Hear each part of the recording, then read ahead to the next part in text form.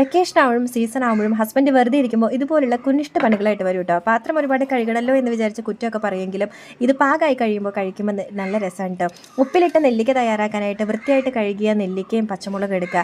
ആവശ്യത്തിന് വെള്ളം നന്നായിട്ട് തിളപ്പിക്കുക. അതിലേക്ക് ഉപ്പും ചേർത്ത് കൊടുക്കുക. എടുക്കുന്ന ഭരണിയും പാത്രവും നന്നായിട്ട് പച്ചവെള്ളം ഇല്ലാന്ന് ഉറപ്പ് വരുത്തണം കേട്ടോ.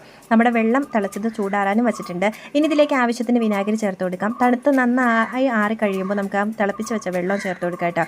ഇതിലേക്ക് ഒരു കഷ്ണം ഇഞ്ചിയും ചെറുതായിട്ട് അരിഞ്ഞ് കൊടുക്കാം. നന്നായിട്ടൊന്ന് അടച്ചു വയ്ക്കാം. 15 ദിവസമാണ് ഇതിൻ്റെ ശരിയായിട്ടുള്ളൊരു പാകം എന്ന് പറയുന്നത്. പിന്നെ വേണമെങ്കിൽ അതിൽ മുമ്പൊക്കെ എടുക്കാം കേട്ടോ. നന്നായിട്ട് പാകമായി കഴിയുമ്പോൾ നമുക്ക് നെല്ലിക്ക എടുക്കാം. ഇനി ഇതിലിട്ട ഉപ്പിലിട്ട ഈ മുളകുണ്ടല്ലോ, നമുക്ക് ചമ്മന്തി അരയ്ക്കാനൊക്കെ നല്ലതാണ് കേട്ടോ. വെക്കേഷൻ ആകുമ്പോഴും കുട്ടികൾക്കൊക്കെ ഇത് നല്ലതാണ് കേട്ടോ. നെല്ലിക്ക ഒരുപാട് ഗുണങ്ങളുണ്ട്. ഉപ്പിലിട്ട നെല്ലിക്കയ്ക്ക് വേറൊരു ഗുണമുണ്ട്, നന്നായി വിശപ്പുണ്ടാവാനൊക്കെ സഹായിക്കും കേട്ടോ. അപ്പോൾ അതുപോലെ നമുക്ക് സീസണൊക്കെ ആയി കഴിയുമ്പോൾ ഇതുപോലെ ഉപ്പിലിട്ട നെല്ലിക്ക കഴിക്കാം, കെമിക്കലൊന്നും ഇല്ലാത്ത. അപ്പോൾ ചാനൽ ഒന്ന് സബ്സ്ക്രൈബ് ചെയ്യുക. അടുത്ത കുഞ്ഞു വിശേഷങ്ങളും ഈസി റെസിപ്പീസ് ആയിട്ട് കാണാം. Thank you.